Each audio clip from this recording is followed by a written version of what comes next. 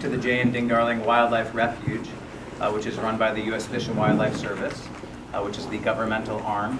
And my name is Jeff Decker. I'm with the Ding Darling Wildlife Society, which is the nonprofit arm which helps assist in funding for the refuge, as well as bringing you programming such as this. This is part of our Wellness and Nature series. And if you'd like to see more information about some activities that we have going on, there's a table right out in the visitor center, so please check that out. I'd also like to thank Jim and Linda Wynn for being our sponsors. We so appreciate it. And thank you to the volunteers that I see in the crowd as well. We appreciate your time, and it means the world to us. Aimee Copeland is a true inspiration. She has taken a series of challenges and alchemized them into a beautiful, inspiring story. So I'm not going to stand up here and tell you all about it. I'm going to have her do so, because she says it way better than I ever could. So please, without further ado, Aimee Copeland. Thank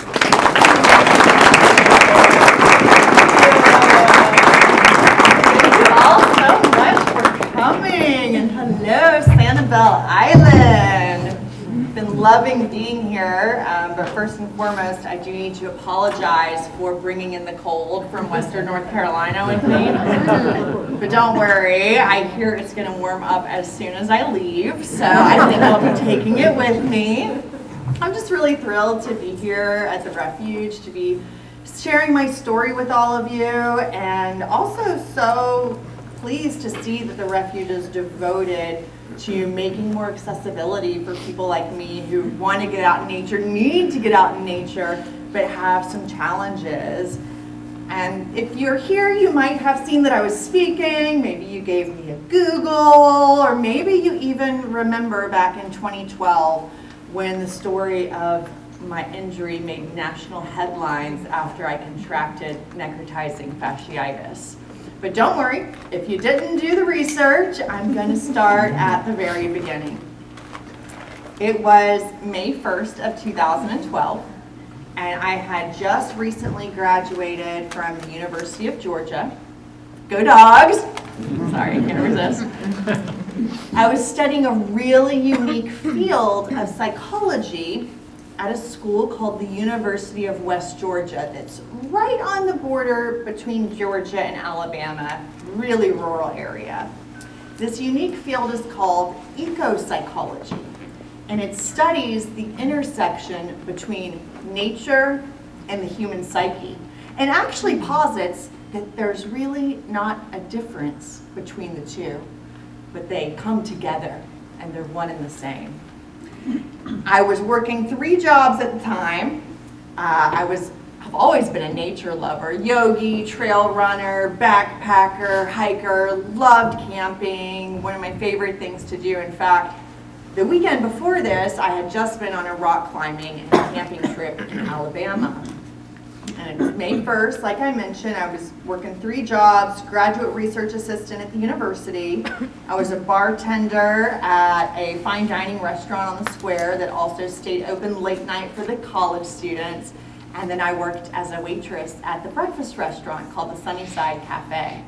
And I had gotten off of my shift at the bar at 3 a.m., had to be at Sunnyside Cafe at 7 a.m., to serve biscuits and hot coffee. I was much younger and much more energetic and could make it on 4 hours of sleep at that time.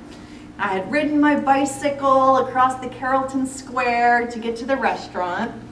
And when I got there, one of my fellow waitresses invited me to come after my shift to her property.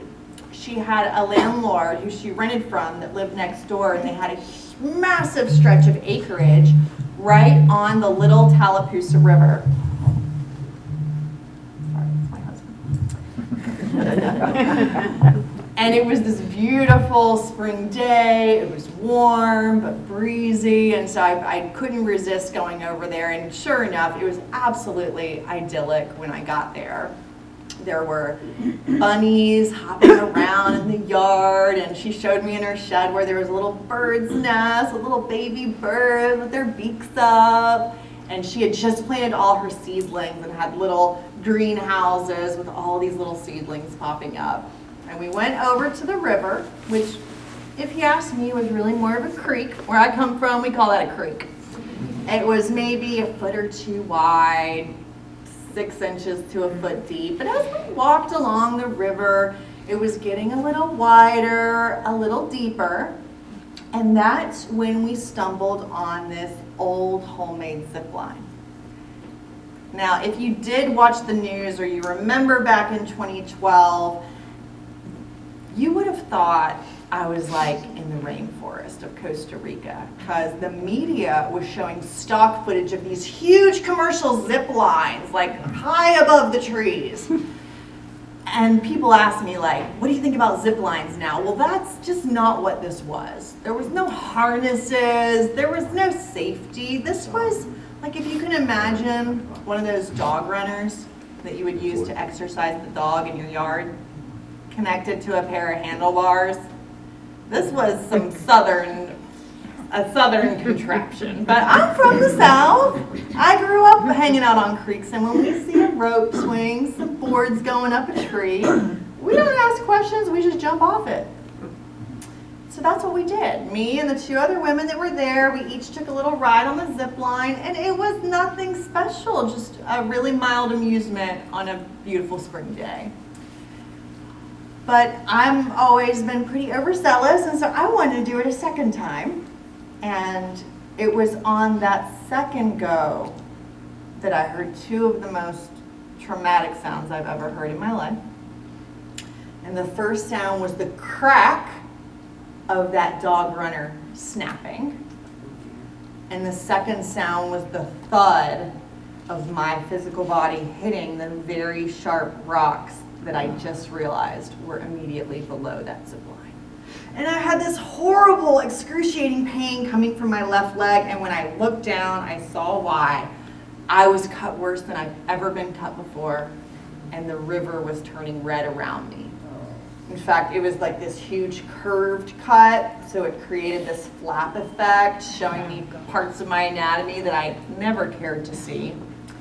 And it took 22 surgical staples to close the wound.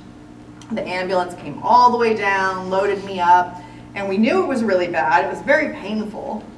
I knew I wasn't going to be waitressing for a while.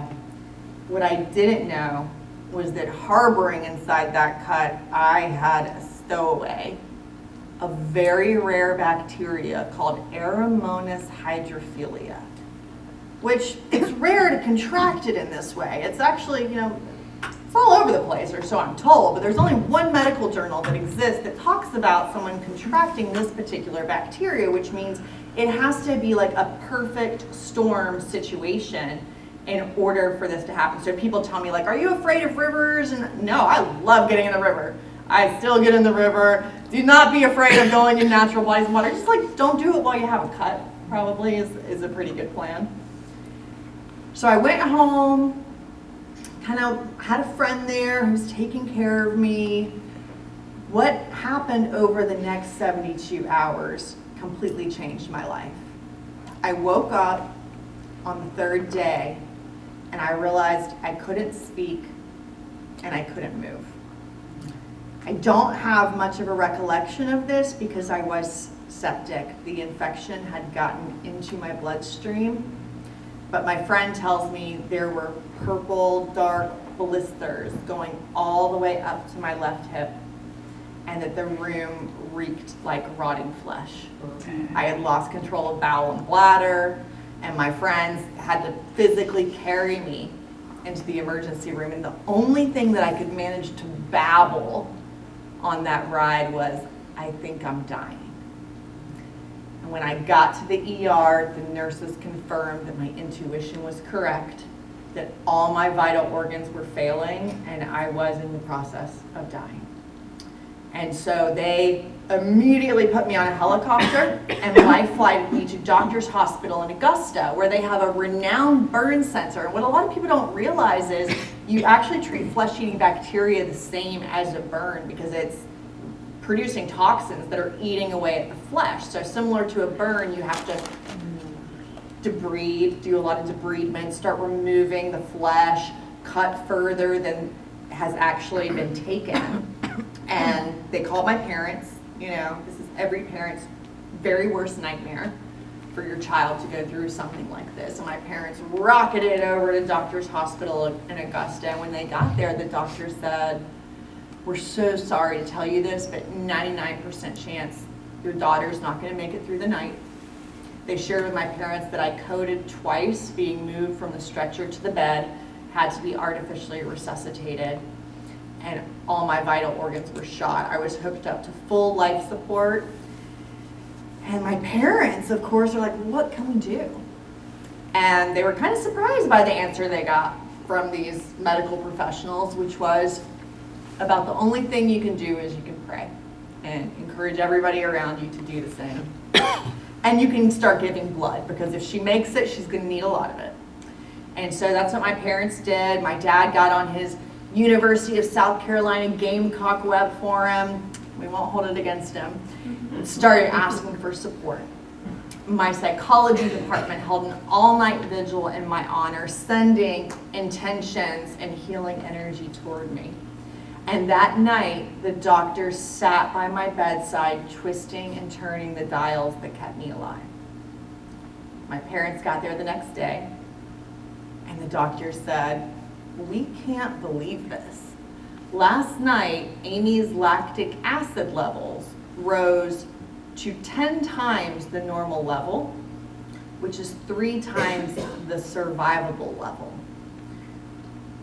Mind-boggling, astonishing, incredible, unbelievable. These are the words that they used to describe my recovery. They said there's really no reason she should be alive right now. Of course, I had no clue any of this was happening. My system was pretty shut down. They actually had me on medication that was keeping me in a drug-induced coma because I was trying to pull all the tubes out of me. I was disoriented. I didn't know what was happening. Now, the first thing that I remember is about 2 weeks later, and it's scorched on my brain forever. I remember my dad holding up my hands for me to look at. And what I saw were that my palms were dark red, and my fingers were dark purple. My fingertips, where my fingernails were black. And I realized I couldn't move my hands. And what happened was they had put me on a medication called vasopressin that kept me alive for that 2 weeks by pushing blood into my vital organs from my extremities. But during the course of that 2 weeks, all the veins and capillaries in both of my hands and my right foot completely collapsed. And my dad said, "These hands are hampering your progress. They're keeping you from getting better." And I realized that he was asking for my consent to have my remaining limbs amputated. And it's really interesting what I remembered in that moment.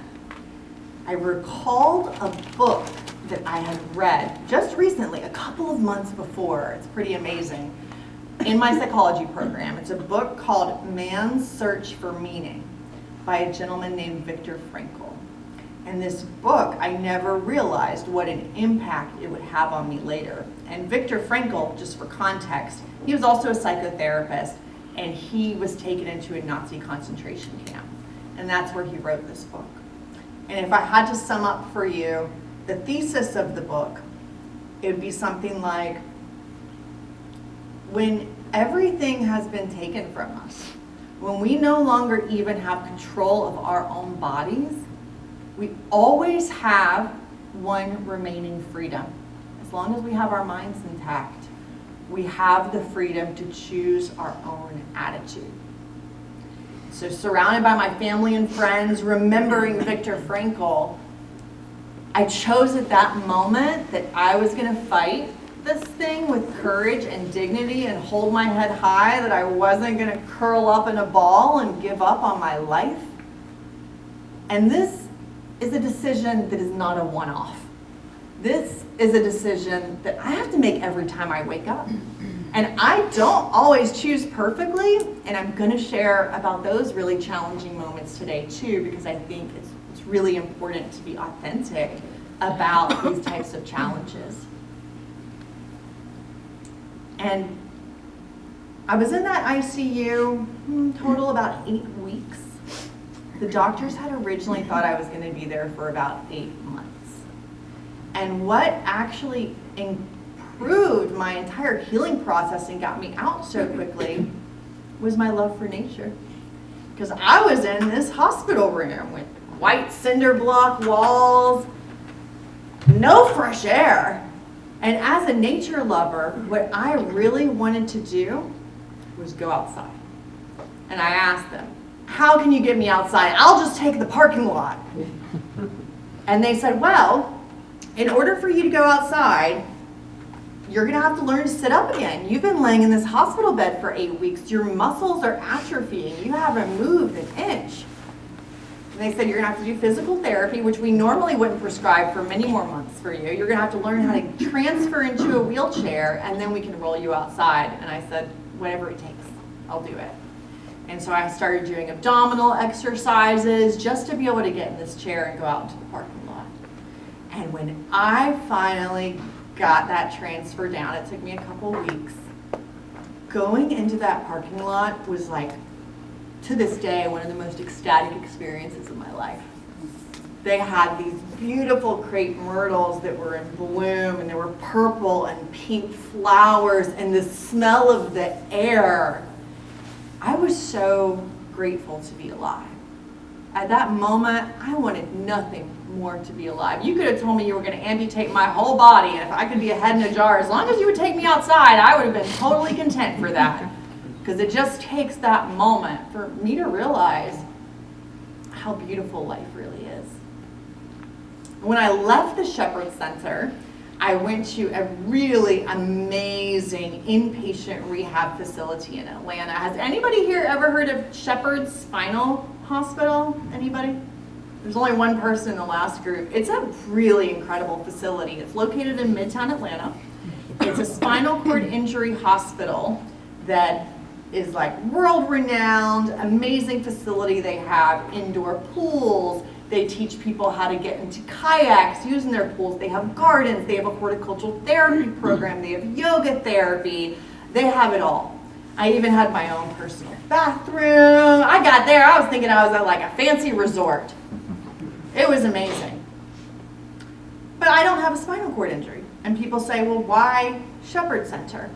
And the short answer is my family lived close. And we know that a major protective factor for overcoming trauma is having a really strong support system. But in retrospect, I am so glad that's where I ended up because it taught me so much. Think about it. If I had been at a purely amputee hospital, the most common amputation is what's called a below knee amputation. It means basically a foot has been taken off. And if I had been surrounded by a bunch of people missing one leg below the knee, well, in the quadruple amputee community, we call that a paper cut. I would have been feeling really sorry for myself. I would have been like the worst off there. But here I was at Shepherd Center, and both of my neighbors were high cervical level quadriplegics. So both of them could only move their faces. Neither of them had control over bowel and bladder. And in fact, one of them asked the physical therapist, could he have his limbs amputated so that he could use prostheses like I do? And of course the answer to that is no. But what it taught me was, here I was, in arguably the most tragic circumstance I could have ever imagined in my very short life of 24 years at that time. And somebody else would have loved to have traded places with me. And it dawned on me that suffering is relative, and there is always further down. Even for those C3 quadriplegics, there's further down. You know, if you wake up with a roof over your head, if you've eaten some food today, it could be much worse.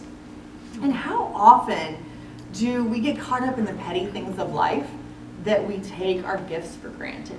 You know, the cold weather, the traffic, inflation, politics, we get so wrapped up that we forget just the sheer blessing of being alive.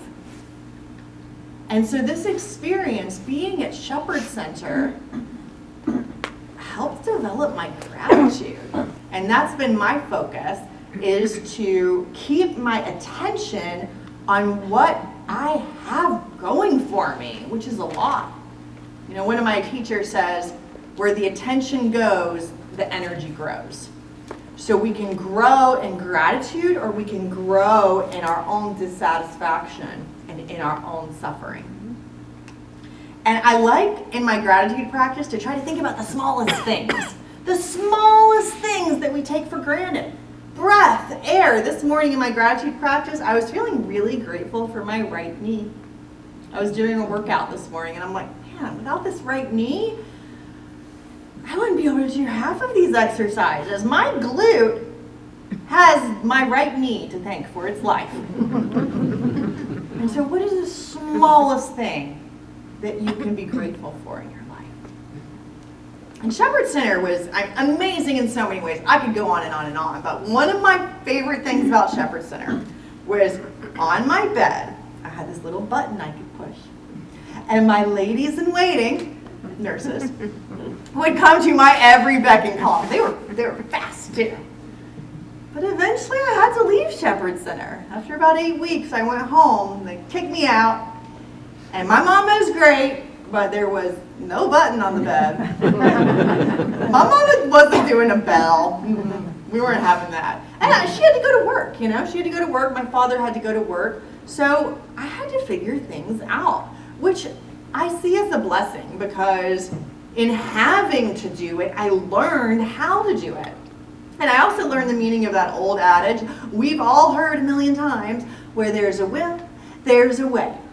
And I think all my life that kind of went in one ear and out the other. Like, what does that even mean? But I really sat with this, and I love etymology. So I looked into what is will. It comes from this old English word, willa, that actually just means to want. And so it occurred to me, and I learned over the process of those first couple months at home, that what that really means is you can do anything you want to, but how bad do you want it? How much do you really want it? And life will test us, right? So let's say the laundry is piling up. Well, I have no hands. I couldn't possibly do laundry.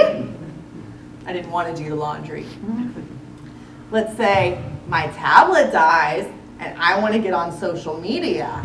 Well, you better believe I'm going to have my foot against one wall, the charger in my mouth, the forehead against another wall. If it takes me an hour, I'm going to get that thing plugged in, but I couldn't possibly fold a single piece of underwear because I didn't want it.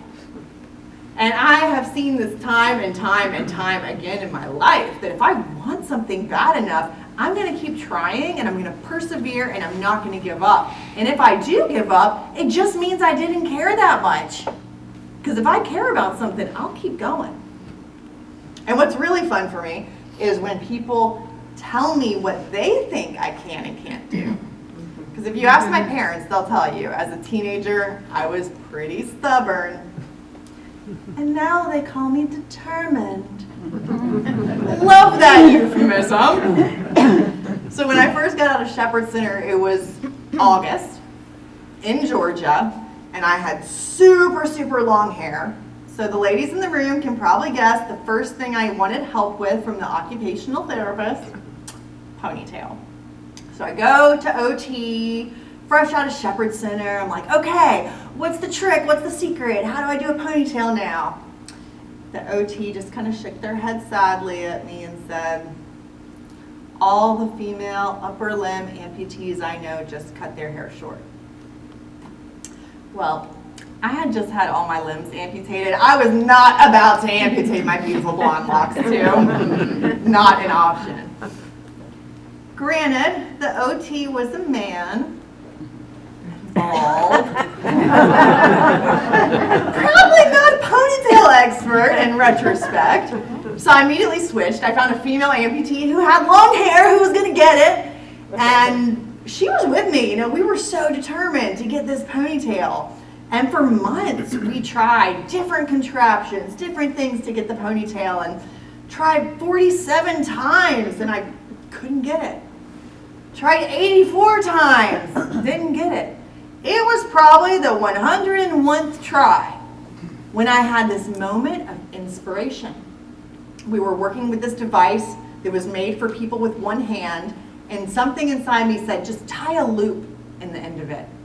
And sure enough, as soon as we tied a loop in the end of this band, I got my hair in a ponytail for the first time. Might seem pretty small to many people, but after months of being told I would never do this and I just had to get a pixie cut, I was so excited. So I took a little video and I sent it to that occupational therapist. This is how you do it. I posted it on YouTube, so all the female above limb amputee women now know it is possible. There have been many things like this in my life that if I had given up on try 47 or try 84, I never would have figured it out. And sometimes I think this is just like the universe testing me, like, how bad do you really want it? Do you really want it bad enough that you're gonna really keep going? And to me, this is like a universal theme. It holds true in this ponytail example, but it also holds true for every single person and every single goal that exists in this room right now. That if we keep trying and keep trying and keep persevering, eventually we do succeed. It just depends on how bad you want it. And there's no shame. There's things that I don't want, and that's fine. I can't do it all. But the things that I really do want, I'm going to keep on trying for. And kayaking was one of those things for me. I hear y'all have some great kayaking here. I'm bummed I didn't bring my paddles. You know, I started looking at kayaking and I met a manufacturer who makes hand paddles. I don't know if y'all have seen these. They've been like all the rage in kayaking for about the past decade, and they strap on your hand like a pair of Chaco sandals. And so my friend who makes these, his company is called High Five Paddles. So I called them up and I said, do you think you could make me a pair of no five paddles?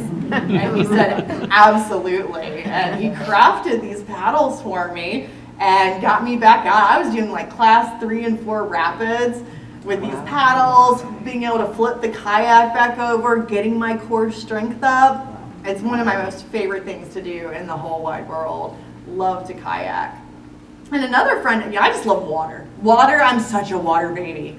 One of my friends invited me to come to the pool at this church that she lives near, and I would start going with her in the mornings just doggy paddling, because like that zero gravity feeling when you're stuck in a chair all the time, I just want to get out of my chair and feel free. So I just started doggy paddling, and it looked kind of funny, but it felt so good. And I got to the point where I was doggy paddling for like a mile every morning, really getting my cardio health back online, feeling really good about it, like I'm a really good doggy paddler. And a swim coach saw me this morning and he recognized it. He was like, you're just about the best doggy paddler I ever seen. I was very proud of myself. And he said, but have you ever tried to swim actual strokes? Honestly, the thought had never occurred to me before. But he was really interested, so he taught me. He taught me the forward crawl. He taught me the backstroke. He taught me how to breaststroke. He even taught me the dreaded butterfly. And I started swimming these strokes every morning and getting to where I was swimming for an hour a day. Freestyle, swimming miles and miles. And after about 2 weeks of doing this and him seeing my progress, he said, you know, Aimee, you could be breaking world records in this pool every morning and you would not even know it. Because the records are based on your level of disability. We don't even know what a good time is because we don't know what your classification is. And you have to go to a very specific swim meet where the judges can give you a classification. They look at your body, they do all sorts of calculations. And he said, look, there's a meet coming up in about a month. You don't really have time to train, but let's just see what your classification is. Let's just see, you know, what a good time would even be for you. So I trained for that month. So I'd been swimming in total about 6 weeks, you know, doggy paddling maybe 4 more. So I'd been in the pool for about 10 weeks at this point. Go out to this swim meet, which happens to be in Augusta, Georgia. Full circle, same place I was in the burn unit. So I returned to Augusta and swam all my strokes, got classified, and get this, I qualified for the Paralympic National Championships in every event that I swam. And the championships was 8 weeks later. So I only had 8 weeks to train. And I went to nationals in Arizona and I brought home 2 gold medals and 2 medals. It tickles me. Like, I kind of crack up when I think about it because who would have known? And like, people ask me, like, were you a swimmer before you got injured? No, I was a horrible swimmer. The funny thing is, like, I actually have an advantage because I'm missing so much body mass, but I have the same size lungs, so I'm incredibly buoyant, and in more ways than one, I'm told. And so I started to wonder, like, what other little hidden talents do I have that I don't even know about? And I sought out, I was like a kid in the candy store. I'm like, I'm gonna try everything. So I went and took oil painting lessons. My great-grandfather was an oil painter, and it turns out I'm a pretty good one too. I joined a wheelchair dance troupe, and I got pretty good rhythm, so then I went and started taking drumming lessons, and I still drum to this day. I even took singing lessons, and singing is not actually my God-given talent. So, you know, you win some, you lose some. I'm keeping my day job as a psychotherapist. But it really makes me wonder, like, if I hadn't had that experience with swimming, which was just a series of synchronicities, really, I never would have discovered that that was my thing. And so I sometimes get curious, especially in a room like this, how many hidden talents are here that we've just never even thought to try. And I'm going to be giving y'all several invitations today, and one invitation would be consider a hidden talent or something you've never tried. Maybe you didn't have the courage, maybe you didn't make the time. What is something that you could try to just see where your hidden gifts lie? Because I think it's just really fun, and I've tried all sorts of things, and I now do a lot of different things. I'm a registered yoga teacher. I do all sorts of breath work, hiking, and I'll tell you a little bit more about my nature activities later. But I'm still looking at things. I even tried to go skydiving a few years ago. My husband wanted to go for his birthday, but the people at the skydiving place were like, yeah, you're gonna need a custom harness made. You could fall out, and I didn't want it that bad, so I haven't gone skydiving just yet. How bad do we want it? What are we willing to do to have our goals? Well, one of my goals was I wanted to go back and get a second master's degree. So I wrapped up my first one. I actually wrote my thesis on nature for amputees. I went out to a nature camp where kids with amputees were going for the summer, and I collected data and qualitative evidence and showed how much of an impact nature has on people with disabilities. And then I started a program, a social work program at Valdosta State University, which is right on the border between Georgia and Florida, because I realized, I mean, apparently I'm called to work with people with disabilities. Why else would I have been given this? And so I knew social work would be a really good field to help me mobilize resources and do those social services. So I got donated a van on the Katie Couric show. I was very, very fortunate. Those things cost like $80,000. So I tell people I always wanted to drive a Porsche. I just didn't know it was going to look like this. Fortunately, I was able to have that beautiful gift, and I would drive down from Atlanta to Valdosta once a month by myself. I would have classes all day on Friday, all day on Saturday. And it was my very first time traveling there that I stayed at the La Quinta Inn. And at the La Quinta Inn, they pulled out this shower chair for me to sit on. And it looked like it was like a pediatric shower bench. I mean, this thing was teeny tiny. I'm looking at my own rear end. I'm looking at that shower bench. I'm making mental calculations. It's not fitting, but I'm like, okay, I'll try it. I'll try anything once. So I get in the shower. I reach for the shampoo, and sure enough, boom, I slip right off of it. And so I reach for the accessible grab bar, because that's what those are there for, right? My arm slips in between the grab bar and the wall, and I'm pinned down on that shower floor. And this is one of those moments, y'all, I did not have so much grace. I just started screaming, crying, whining. I had a whole tantrum right there on the La Quinta Inn shower floor. I was a mess. Thank God the water was running. I would have just been covered in snot. It was ugly crying all the way. And it's really amazing what happened after this 20-minute temper tantrum. Nothing. Absolutely nothing. I was still sitting on the floor of the La Quinta Inn shower. My arm was still twisted in the grappler. My situation had not changed at all. I felt a lot better though. You know, I'm a psychotherapist, so I'm all about feeling the feels. Life is like this wave of emotions. It has its ups, it has its downs. That's natural. That's human. That's what it is to be alive. The trick is, it's a wave, and you can't hold on to a wave. You just have to let it carry you.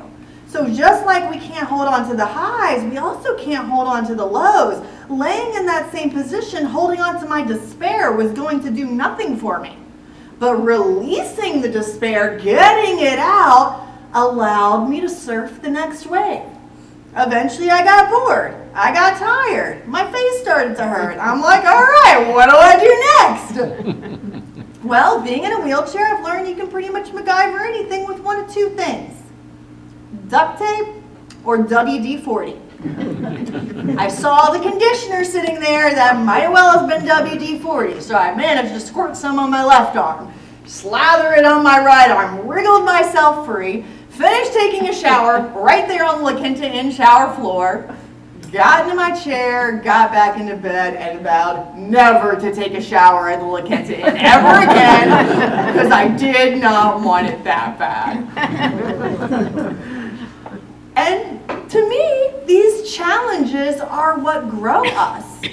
It's these challenges that I learn and realize how strong I am. Every time I do a hard thing, I develop my own character. I realize that I am stronger than I knew, smarter than I knew, wiser than I knew. These challenges, I view almost like a video game. Something hard happens, I'm like, all right, we're going to the next level. About to level up here. But it's not always easy. In those dark nights of the soul, it's a challenge. It's a challenge to be with it. It's a challenge to be with pain. It's a challenge to be with fear. But when we fear the fear, we lose on the challenges. We miss out. We have to keep doing the same level over and over again because the challenges aren't going away. We're just not getting the lessons.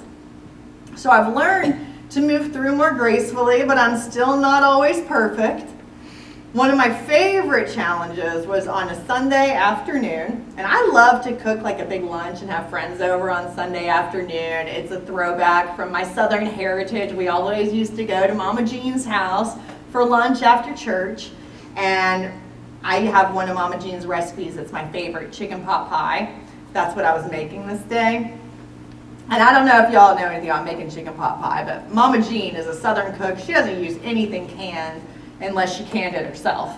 And so she makes that gravy for the chicken pot pie from scratch. And Mama Jean takes bacon drippings and white lily flour. Don't ask me why, but it has to be white lily flour. And first starts out by making what's called a roux.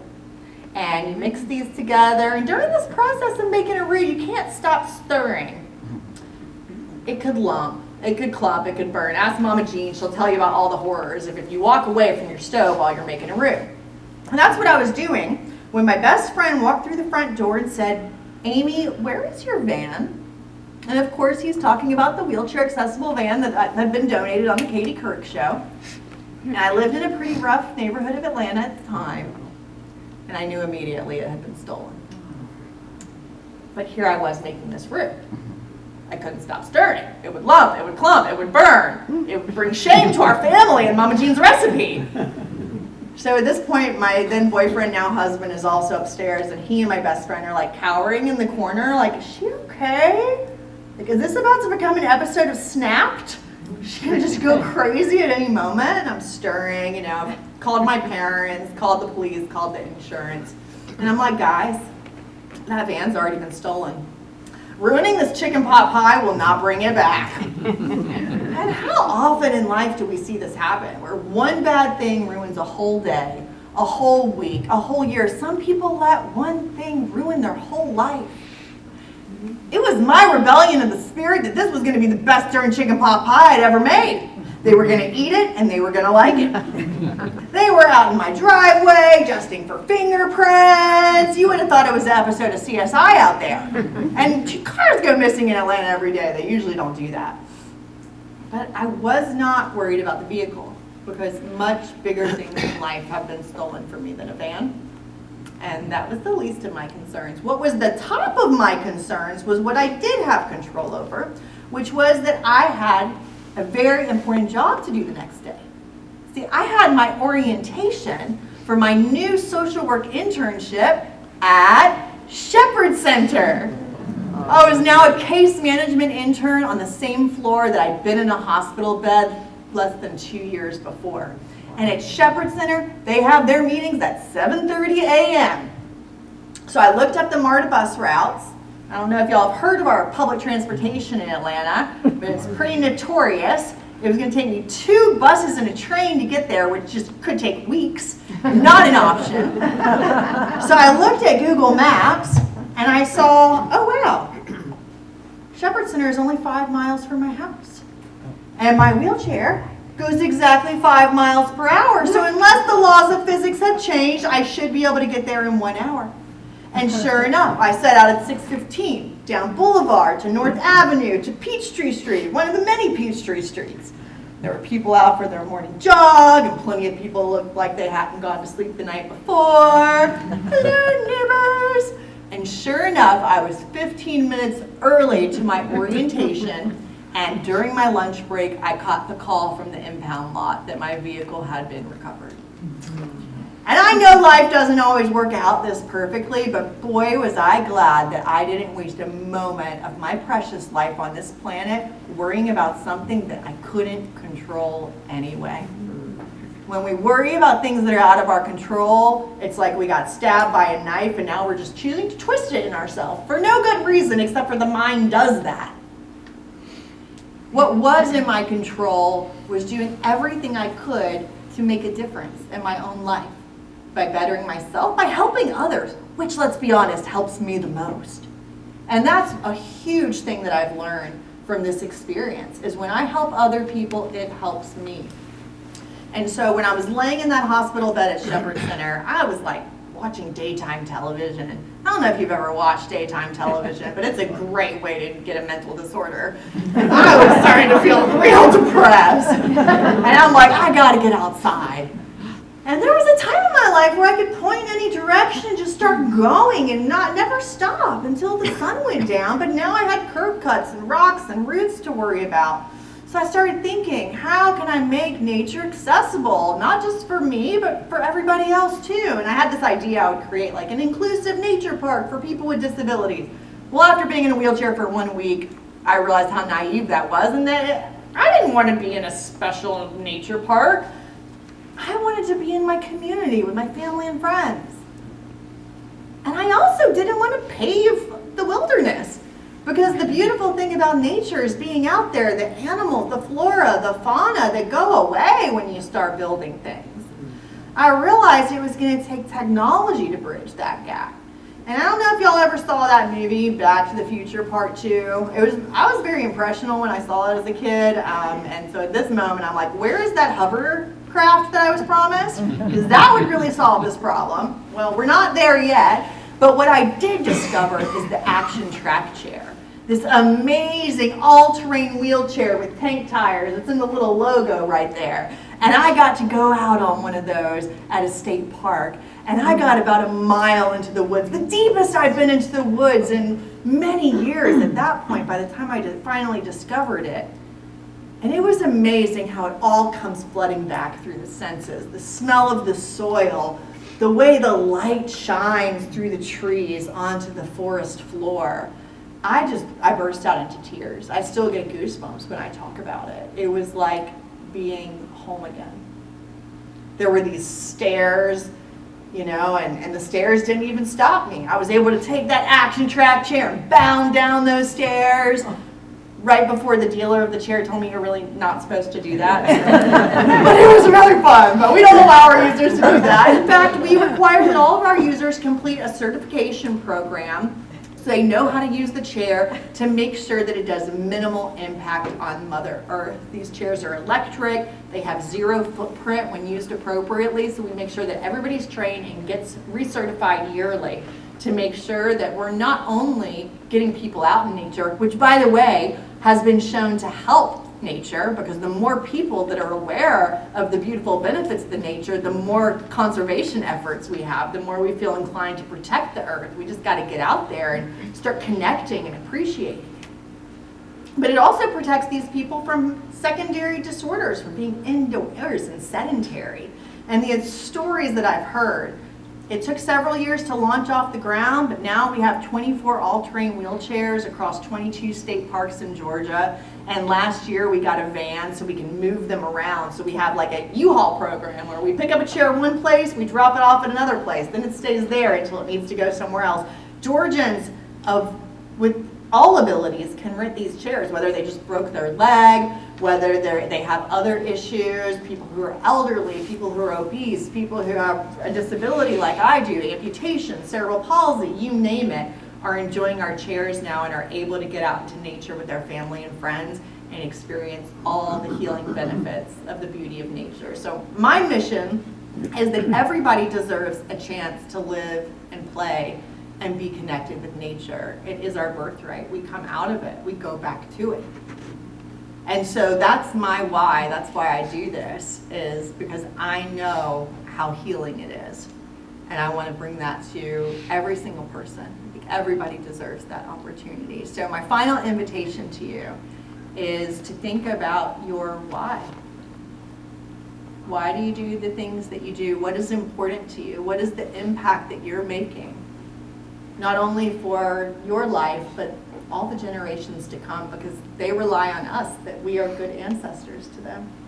And when you think about your why, I invite you to reach out and share it with me. You can check out my websites on the screen. I'm also on all the social media, Facebook, Instagram. I think I even have an X page out there, whatever it's called these days. I don't actually use it. I have a YouTube channel. You can see me put my hair in a ponytail, make chicken pot pie, amongst many other fun little activities. So this is a dialogue. I want to keep it going. Y'all have been just an amazing audience, and I really appreciate you being here, supporting Ding Darling Wildlife Refuge, and just your energy today. So thank you so much. And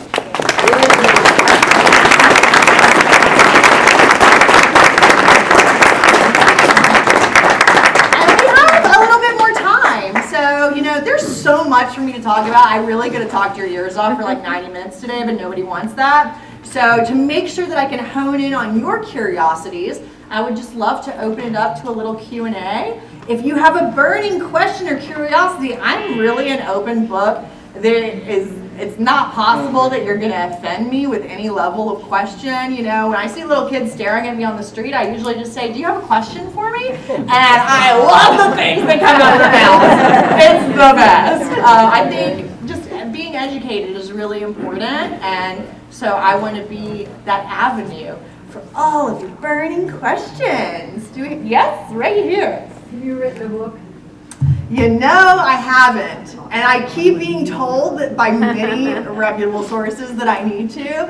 I started to try, and I have this mental block where I would read it back over, and I'm like, no, it's missing something. I love... Write down what you just said. Right? I didn't just transcribe my talks, because I love speaking. There's something about the energy of it. I love speaking, but it's on my list of... I just posted yesterday on my Facebook page. This year I want to focus on writing. And I really sense that my writing is going to be deeply spiritual and deeply philosophical, not just about my life, because gosh, I could talk about 20 different topics to y'all, and talking about myself is fun, but I have a lot of other passions too. So I do sense there is a book in the works, so stay tuned and follow me for more info. Mm-hmm. How about a podcast then? I have thought about it. I think that might really be up my alley. I've been on several podcasts, so that might be something I do. What I do, my day job, so I didn't share this. So I'm a psychotherapist, so I run a counseling practice in Atlanta, and I have 8 therapists who I train under me, which I love to do because I can only treat so many people. but it's like rippling out. They're going to train people who are going to train people who are going to work with people who are going to spread the word. I also do holistic wellness retreats at my property. I live on 24 acres in western North Carolina. So I have people come out and we use all sorts of holistic healing methods with these individuals. Of course, I run the nonprofit and I do talks like these, but I hear you. I hear you, Universe, loud and clear. Book, podcast, check, check. Love a challenge. Yes. Do the therapists you train do any of their therapy outdoors? Actually, yes. That is because I have an ecotherapy background. I have a lot of therapists that come to me for training who are interested in that. And of course, that's a big part of my work also at the Nature Center. And I host monthly fire circles. Fire I see as like a deep part of nature, so being out in the mountains with fire and being able to process. I mean, humans have been doing that for thousands of years. It's one of the most ancient forms of group therapy, sitting around a fire talking. So I find nature to be incredibly important. I mostly work with survivors of trauma, and that ranges from adult survivors of childhood sexual abuse to attachment issues to people who have had traumatic injuries like I did, physical, emotional abuse. That is my specialty, and my clients tell me I have street cred because they can tell I've actually done the work. I'm not just talking. Yes, ma'am. Is there a place that your speech like today is available to others that aren't here? Actually, you see this beautiful camera. The question is this speech going to be available later? And yes, I am told that it is going to be posted on YouTube. So I don't know if there's a way to get that out to the participants. That's a little bit over my pay grade. So we can talk to see if that will be available. But you can. I have shortened talks that are available, none that are full length. So I'm really excited about this one getting out there. But please look me up on YouTube and you can find me talking about many different things there as well. Different things that I've talked about today too. Yes? Do you feel like you were always a positive person, and then going further on that, how much time and energy dedication did it take to kind of focus, daily, weekly, monthly on that pursuit of gratitude and positivity in your life? So the question is, have I always been a positive person, and how much effort does it take to maintain that? And so I'll answer this in a couple of different ways. I've always had a lot of energy, and I've always been a highly optimistic individual who likes to have a good time, which means I try not to let things get me down because then I'm not having such a good time. I also like to tell people when they ask me how I stay so positive that I don't. I think it's really important that people know that sometimes there are negative emotions, and negative emotions aren't bad. And they're nothing to be afraid of. In fact, when I feel a negative emotion, that's grist for the mill for my own personal growth. I don't push it away, I get curious about it. I want to know what's it rooted in. What is the fear? That is an opportunity to transmute energy and turn the dirt, the muck, the soil into the flowers. And if we just say, oh, get the dirt out of here, we never realize it's actually compost where the seeds of our most beautiful gifts are held. So when I experience a negative emotion, I'm not going to discharge it on other people. That's abusive. What I am going to do is I'm going to sit with it and contemplate it. I'm going to feel the emotions and I'm going to go into it. And that takes quite a bit of effort. And it's not always easy, and I'm not always perfect at it. And it's my aspiration to do that and to live life in that way. And I'm a pretty structured person. It's in my nature. So, I wake up every day. I do my meditation. I do my yoga. I eat well. I prepare all my meals. I don't eat processed food. I don't eat fast food. I think the food that we put in our bodies impacts us. You are what you eat. And so I do a lot of different practices to do what I call keeping my frequency high. I do gratitude practices every morning. I journal. I have other friends who are also on a path towards spiritual growth. I have spiritual communities. I have a higher power that I believe in and that I relate with, which to me is really important. If it's just me and I'm the center of the universe, well, that's terrifying. that's no way to live. So I do believe that it is, I mean, research shows it's a huge protective mechanism to believe in something that is greater than us. And one of those things is the planet and also future generations. So I think my whole entire life is pretty much devoted toward some level of self-improvement, which is a word that I even hesitate to use because the truth is nothing needs to be improved upon. We are all imperfectly perfect in ourselves and on a path of an unfolding process, but I'm a very curious person and just really devoted to being of service and being the best human I can be and leaving this place better than I found it. So, thanks for the question. Yes. I know England's starting to have the all-terrain movement, but are other states copying Georgia, or were they ahead of Georgia, or what's up with our other 49 states? They're copying us, which we highly encourage. We give all of our program manuals out for free to other states that are interested in it. It is really incredible. I'm probably getting this story wrong, but I think there's a story about like when the first person broke like the 4-minute mile or the 5-minute mile. Somebody in the audience probably knows how this actually went. Then all sorts of people start doing it, right? When there's a barrier and one person breaks through that barrier, then the whole collective follows. So I think we'll continue to see a collective movement. My kind of brag on our program in Georgia, and one reason I want people to take our program manuals is because what I'm seeing a lot of is programs that are really unregulated, which I get, like why we don't want to make things harder for people with disabilities, but I'm not only an advocate for the people with disabilities, I'm an advocate for the one who doesn't have a voice, which is Mother Nature. And I think it's really important that we do show restraint in these types of programs and make sure that we don't do undue impact on the earth, and also that no one gets injured, right? So we need to, I'm a big advocate and a conservative approach and being really careful with our usage, and that's why I love our program and our certifications that we have available. So I hope we continue to see it spread, and I hope nobody messes it up for the rest of us. Thank you for coming. Thank you for supporting this beautiful, amazing place, and thanks for your energy today.